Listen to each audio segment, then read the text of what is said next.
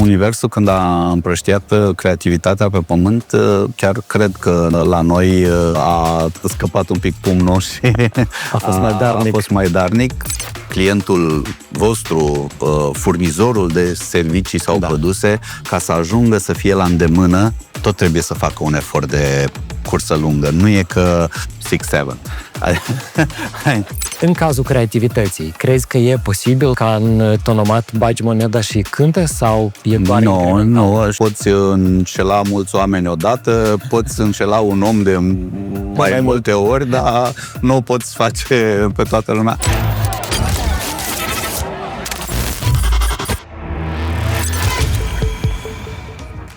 Salut, Mihai! Salut, Andrei! Suntem acum la pavilionul Romanian Creativity, pe care tu l-ai organizat. Felicitări pentru asta! Eu și partenerii noștri. Da, cu ajutorul Arice. Da. Dacă ar fi să alegi un singur lucru care să se întâmple și, dacă s-a întâmplat, să zici, a meritat tot efortul, care ar fi acel lucru? Cred că am să te surprind. Așa. S-a întâmplat deja. Ok. Ieri, da, fix tu ai adus aici cu același fundal două nume foarte mari în industrie, care altfel nu știu dacă ar fi găsit cu interes să vină într-un pavilion al României. Dar uite că noi suntem suma ai tuturor eforturilor noastre și îți mulțumesc pentru asta. Nu știu dacă ai făcut-o pentru mulțumit. Sunt convins că nu. Te știu deja de un an, nu? Da. De un an. Da. Știu că o faci cu toată convingerea și aș vrea să fie cât mai mulți ca tine. Cumva, cred că ai văzut, ne cam adunăm. Exact. Deci îți mulțumesc încă o dată. Nu mă așteptam la un compliment, dar mersi. Oricum, să înțeleg că e important pentru tine anume faptul că pentru acești super oameni importanți din domeniu, România a apărut pe harta lor mentală. Da, și fie că au interacționat cum a fost cazul. Fie că au trecut doar pe la fotoliul tău, fotoliul nostru, au fost expuși deja. Și eu cred că rolul nostru al acestui patronat și al acestui program e să picurăm un pic, până la nivelul de Inception, ideea că românii sunt acolo. Unde te întorci, îi găsești și nu îi găsești neapărat întinzând mâna, sau dacă întind mâna, o întind ca să te ajute, nu ca să ceară ceva. Și atunci e fix mesajul pe care vrem să-l transmitem. Și încă o dată ție și celorlalți colegi din delegație le mulțumesc. Îmi mulțumesc și eu pentru că a fost posibil datorită vouă. Dacă tot suntem aici așa de departe de casă, dar totuși lucrăm pentru creativitatea românească, o altă întrebare a mea ar fi: Federația Patronatelor, FEPIC, a început din Iași, nu din București, cum pornesc majoritatea asociațiilor. Cât e de complicat să o faci din alt loc care se dezvoltă într-adevăr cu foarte mult dinamism, dar totuși nu e buricul târgului, să zicem așa, cum e Bucureștiul? Noi, evident, considerăm și nu o lua, te rog, ca pe o vanitate, ci ca pe o mândrie educată locală. Da. Noi chiar considerăm că nu neapărat centrul, dar un centru important al creativității în România este la Iași. Organizăm la Iași Romanian Fashion Week. Da, organizăm multe evenimente, dar o facem pentru că avem o bază foarte serioasă în orașul Iași. Până la urmă, chiar dacă e la o aruncătură de băți 120-200 de kilometri, nu știu cât e între Iași și Chișinău, dar, bine, Chișinău fiind capitală și cu umilință pot să spun că avem mult de învățat și mai la stânga Prutului sau mai la dreapta Bucureștiului decât Iașul, avem de învățat. Mă rog, tu deja ești român stabil și București. Așa. Sunt foarte impresionat de infrastructura creativă din Chișinău. Foarte impresionat.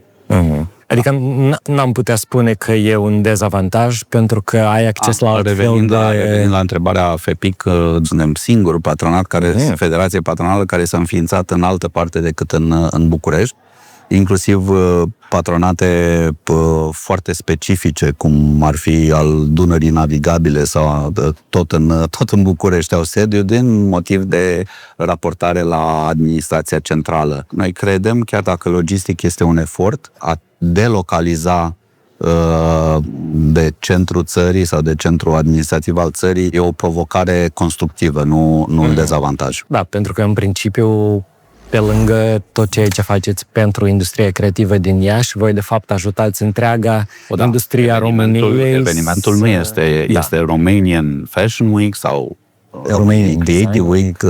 La anul ăsta a fost a 6-a ediție. Poate părea puțin, dar pornit imediat după pandemie și cu resurse aproape exclusiv private, să știi că e un drum mai lung decât pare. Da, Romanian Creative Week e un eveniment care practic acaparează întregul oraș și aduce oameni din... Da, e bun. Mai sunt în țară evenimente care cuprind întregul oraș.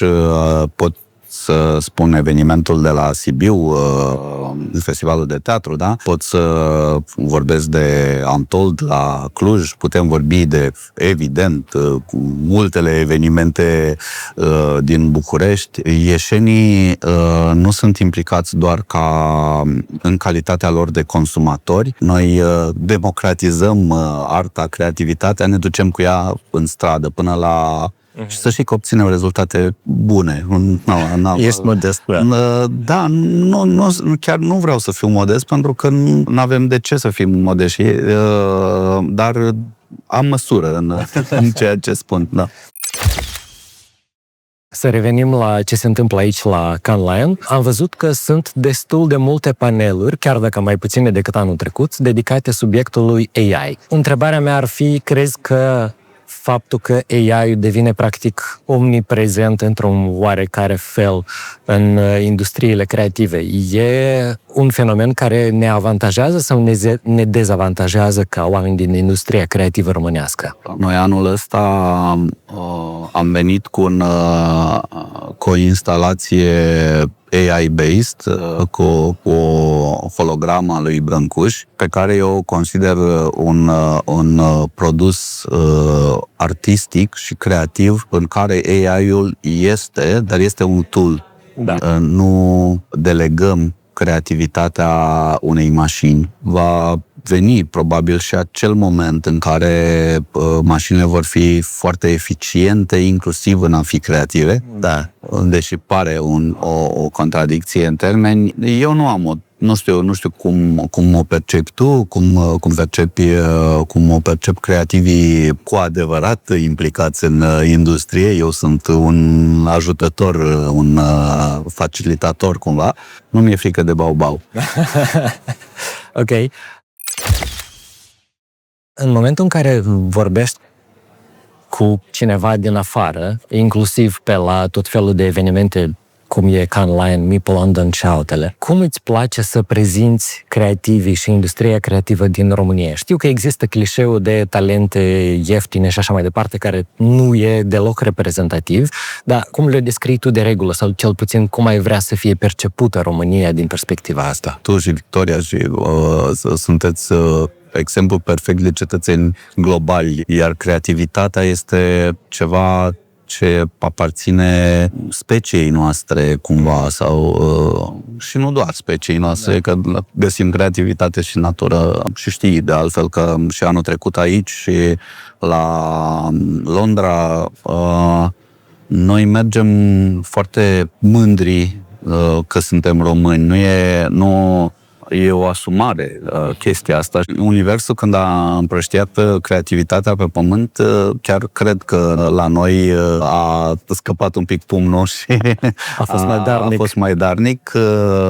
N-a fost neapărat istoria foarte darnică cu noi, dar datele le avem. Adică n-avem de ce. Și dacă te uiți în istoricul de câștigători ai Cannes Lions, ai să vezi foarte multe nume de români. Da, poate că că e agenția XY globală care a avut puterea să implementeze idei foarte creative românești, dar până la urmă creativul a fost un român.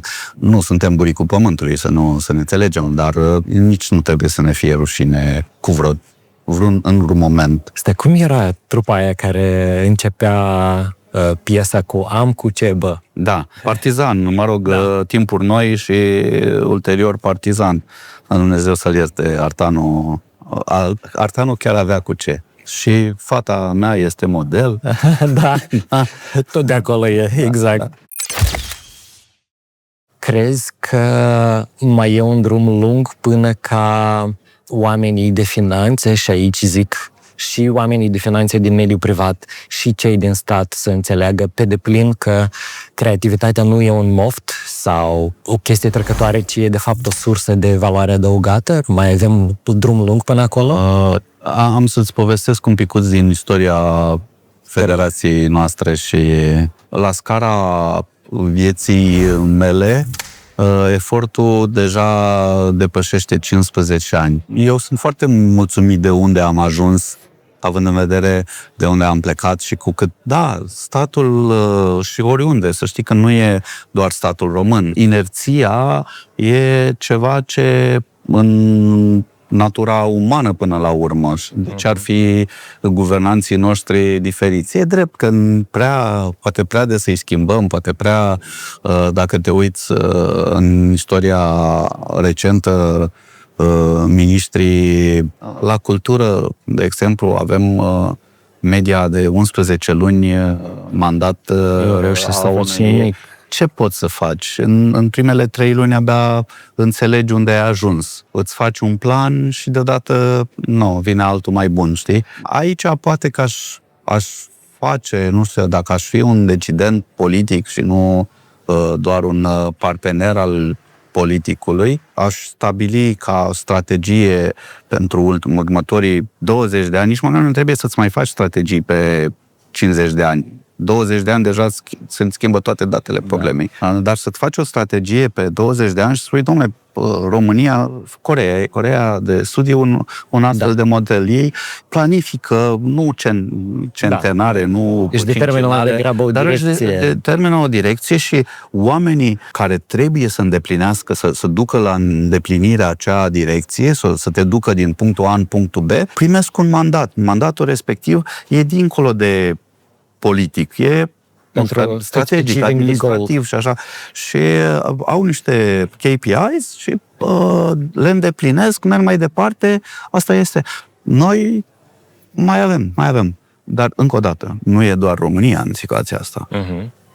Dar oricum am impresia că se schimbă totuși lucrurile, având în vedere că și voi la Romanian Creative Week aveți susținerea mediului privat, aici avem susținerea guvernului, adică cumva se mișcă lucrurile. La Romanian Creative Week avem și susținerea statului, într-o măsură foarte mică, dar suficientă. Din perspectiva Ministerului Culturii, suntem un eveniment strategic. Asta și fără să vină cu un buget alocat, arată că există o compatibilitate între cum vedem noi România peste 5 ani sau 10 ani și cum o vede și acest statut ne-a fost păstrat de 3 miniștri, adică nu s-a schimbat odată cu schimbarea ministrului, ceea ce apreciem. Primăria și Consiliul Județean la Iași ne ajută, nu cât ne-am dorit, dar ne ajută și înțeleg și ei cu ce ajutăm noi orașul. Trebuie să-ți spun totuși două cuvinte despre Iași. Iașul este un oraș destul de atipic în România. El e un oraș de 400.000 de locuitori, din care 65.000 de locuitori sunt studenți. Wow! Ei, asta spune, bun, mai puțin pauza studențească, vacanța care înseamnă un oraș aproape pustiu. Retain factor-ul la Iași este foarte mare. Iași oferă, inclusiv prin evenimentul nostru, dar nu doar oferă și calitatea vieții. Îți dă starea aia de că ești într-o metropolă, nu ești undeva în provincie, uitat. Business-urile sunt înfloritoare, atâta cât permite situația globală, dar sunt înfloritoare și au capacitatea de a oferta studenții să rămână după ce termină studiile și nu mai suntem în situația aceea de brain drain în care Iașul pierdea la fiecare generație. Păstrăm mai bine de 80%, îi păstrăm și Iașul crește, de altfel demografic crește. Iașul a rămas la 400.000, dar toate împrejurimile s-au multiplicat. Județul, practic, a crescut vreo 200.000, toți în jurul Iașului. Deci avem potențial să avem un Romanian Creative Week mai mare în curând. Da, și suntem mândri că nu suntem mari doar în România, suntem mari în Uniunea Europeană, nu neapărat în volume sau în doar în creativitate expusă, ci numărul de industrii creative depinde de emitentul. Francezii consideră industriile culturale și creative, germanii, britanicii vorbesc despre industrii creative și cultură, lucruri așa. Noi suntem cel mai mare ca număr de industrii creative implicate. Câte industrii creative cuprindeți în analiza noastră? Ne mergem pe varianta germană, sunt 12 plus 1, care sunt others, pentru că întotdeauna creativitatea generează noi domenii. Da. Iar noi reprezentăm film, muzică, publicitate, IT, fashion, arhitectură, editor de carte, producători de spectacole, că avem structuri patronale în 9 domenii din cele 12, dar la Iași și într-o ediție un picuț mai mică la București în toamnă, aducem evenimente din toate cele 12 domenii. Deci, până anul trecut eram în 19 domenii, acum suntem toate. E perfect. Da. În toamnă, când se întâmplă? 2-9 octombrie. Practic când revin și studenții, deci oamenii responsabili. Da, noi practic la Iași încheiem cu când începe sesiunea studențească, iar în București când începe anul universitar. Anul trecut a fost prima ediție la București, o să continuăm, evident. Suntem foarte bucuroși că am fost bine primiți de București. Am avut cifre bune ca să ajungem la KPIs. Vreau să te mai întreb încă o chestie despre acest tip de evenimente și zic și de cei ce organizați voi în țară și ce organizați în afara țării. Nu e neapărat să dai un nume, dar aș vrea să-mi spui dacă e vreo companie, vreo echipă sau vreun creativ care a obținut un rezultat care pe tine te-a surprins, care a fost dincolo de ce ți-ai fi putut imagina, din contul eforturilor pe care le-ți depus, fie în țară, fie în afară? E greu de spus. Eu, și asta e în ADN-ul președintei noastre a Federației Irinei și implicita întregii echipe care lucrăm, că am vorbit de Romania Creative Week, dar și pentru Federație. Noi setăm the bar, stacheta foarte sus. Nu avem ambiția să o atingem de fiecare dată, dar efortul, munca ca să ajungi acolo sus, chiar să atingi doar cu vârful degetelor, ajunge să te facă să te autodepășești. Așa că nu am cum să spun că e ceva ce m-a surprins din rezultatele companiilor care au venit cu noi. Poate, dacă e să spun, au apărut niște rezultate chiar mai repede decât credeam că se vor întâmpla. Nu mai mari, doar un pic mai repede și atunci am să pot vorbi, uite că suntem aici, e o companie, nu știu dacă e ok, că până la urmă suntem între colegi. Godmother, care în 2024 a venit cu noi aici, ca și alte companii de aici au venit în mai mulți oameni. Efortul nu a fost doar cel susținut de stat, a fost un efort al companiei ceva mai mare. Ei au analizat 2 ani la rând, din 2023, proiectele depuse, iar anul trecut au venit cu un proiect, campanie care s-a întâmplat, și atenție, nu vorbim de ghost campaigns, vorbim de păcate se întâmplă peste tot, că noi și la EFI-uri se întâmplă și la... Deci o campanie reală care s-a întâmplat, au venit, au înscris-o și nu au câștigat, dar they got shortlisted. Și au fost shortlisted într-o companie extrem de onorabilă și au fost singura companie care nu aparține unei rețele globale, da? Bun, ei sunt membri în 27 Names, dar 27 Names e 27 de state europene, din fiecare țară, câte o agenție independentă s-au asociat doar să se ajute transfrontalier cumva. Au got shortlisted cu o campanie încă o dată super faină, au pierdut, din păcate, în fața unei campanii Ghost, care s-a întâmplat doar pe o televiziune cu circuit închis și, mă rog, dar super tare. Adică au stat, au analizat 2 ani de zile și au lovit-o din prima. Vor spune cei ce văd că e un schimb de amabilități între noi și nu vreau să se înțeleagă asta, dar ce faceți voi, modul în care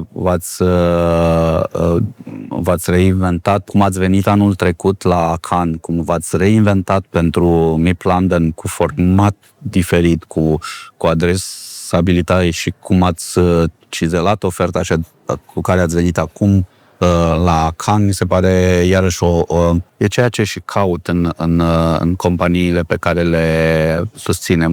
Nu e neapărat că facem noi o selecție a companiilor într-un mod, nu știu, foarte... Programul e deschis, by the way, oricui își dorește să participe. Da, cine vrea să rămână, însă trebuie să evolueze, an de an, să arate un trend ascendent. Pentru că, până la urmă, pentru asta este acest program, ca să ne dezvoltăm. Deci, felicitări! Felicitări vouă! Noi avem un naș, nu? În relației noastre, Nicu Cobalenco ne-a cunoscut. Îi mulțumesc așa, indirect, direct. I-am zis-o și eu ieri direct. Da. E foarte, foarte fain. Că tot suntem aici la Cannes, unde a venit Les Binet, Mark Ritson și alți oameni care... Deci stau într-un fotoliu foarte... să se ia, nu, asta ca dincolo, cred că, nu? Da. Ok, mă iau de la... Ne schimbăm după. Ei vorbesc foarte mult despre importanța de a fi eficace în marketing mai mult decât de a fi eficient, adică de a aduce un rezultat real, și tot ei spun că din cercetările pe care le au ei, pe bază de 10.000 și 100.000 de cazuri examinate, companii studiate, că de fapt rezultatele vin întotdeauna incremental, că întotdeauna cele mai bune rezultate sunt de fapt derivate din niște KPI-uri virtuale oarecum. De exemplu, în cazul brandurilor, nu poți avea KPI-uri de tipul azi lansezi o campanie și de mâine să înceapă a veni vânzările. Vânzările o să vină mult timp după, pe măsură ce se adună o serie de indicatori care semnalează o evoluție indirectă. În cazul creativității, crezi că e posibil ca în tonomat bagi moneda și cântă sau e doar Nu, și cine are genul ăsta de așteptări, poți înșela mulți oameni odată, poți înșela un om de mai multe ori, dar nu o poți face pe toată lumea. Se întâmplă, evident, sunt idei virale, străfulgerări din astea de inspirație care tractează instant și dau rezultate, dar în industrie se știe bine că munca și perseverența în a face inception-ul pentru ca la un moment dat, surpriză, clientul să aleagă fix brandul la care l-ai expus tu, cere timp. Da, de fapt cere perseverență, că acum, da, ce văd eu în crescând copii, da, și factorul acesta de instant gratification schimbă foarte mult comportamentul clientului, așa este. Dar chiar și așa, acest instant gratification trebuie, adică clientul vostru, furnizorul de servicii sau produse, ca să ajungă să fie la îndemână, tot trebuie să facă un efort cursă lungă, nu e că 6-7. Gata, și bunem repede brandul 6-7 și călărim un val, trebuie să pui ceva calitate în... Adică noi dacă ne dorim să avem o industrie creativă prosperă, e mai important să mizăm pe consecvență și pe atingerea unor scopuri intermediare mai mult decât...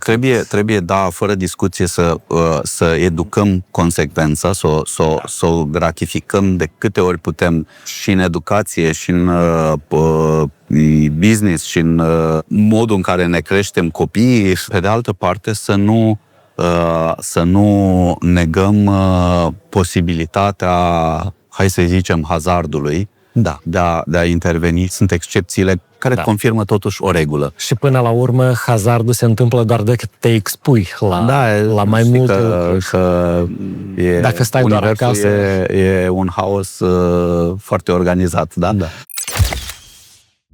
Dacă ar fi, într-un scenariu ideal, România să ajungă, industria creativă românească, să ajungă la cel mai de top nivel, cum ai vrea să fie percepuți creativii din România? Cum ai vrea ca, nu știu, un director de creație din New York sau directorul de unei corporații cu head office în Londra să perceapă creativitatea românească? Cum ai vrea să-și o definească? Și noi promovăm asta în multe din materialele noastre, the untapped creativity. Ce-mi doresc este ca să ajungem în punctul în care să o selectăm și să o direcționăm, să o ajutăm, astfel încât la un moment dat să vină odată individual creativii români să fie respectați și remunerați corespunzător, adică nu că discutam mai înainte de Chief East.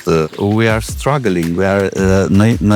Noi ne asumăm să lucrăm cu resurse mai puține sau cu beneficii imediate mai puține, dar o facem cu miză să to an end. În confirmarea ce spui tu, și ieri Mark Ritson zicea că ce îi place lui în piețe de tipul Europa de Est, inclusiv România, e faptul că noi suntem mai inventivi. El a formulat ceva de genul că creativii din lumea anglosaxonă au devenit foarte leneși și de asta noi le călcăm pe urme cu putere și... Da, piața noastră într-o măsură îi și lipsește autoreglementarea, dar și beneficiază dintr-o lipsă de reglementare și atunci eu pot să translez ușor spre film, de exemplu, că aveți preocupări și voi în domeniul ăsta. În momentul în care concurezi cu Hollywoodul sau cu alte țări care respectă to the letter normele de ocupare, de săptămâna de lucru e de 4 zile, cu ziua de lucru e de 6 ore maxim, că nu știu ce, we are taking shortcuts și atunci evident că suntem mai eficienți și din perspectiva costului, dar în același timp asta ne permite să luăm mai multe proiecte, să expunem creativitatea, nu să ne asumăm, bun, toți ne asumăm riscuri. Momentan asta ne ajută. La un moment dat o să fim și noi leneși. Dar hai să ajungem acolo. Atunci asta să fie urarea noastră, să fim într-atât de o țară de creativ, într-atât de plin de succes, încât să avem posibilitatea să devenim leneși. Să ne mai luăm în sabbatical, știi? Ca să nu, că așa să devenim leneși pur și simplu nu e ok. Dar să mai luăm o pauză, eu nu simt nevoia asta. Dar tu și ești non-stop în... Da, și familia mea simte nevoia asta. Da. Îți mulțumesc tare mult. Mersi și eu foarte mult, în primul rând, pentru tot ce faci și, în al doilea rând, pentru faptul că ai acceptat să vorbim despre creativitatea românească. Mulțumesc tare mult. La mai mult și la mai mare. Da.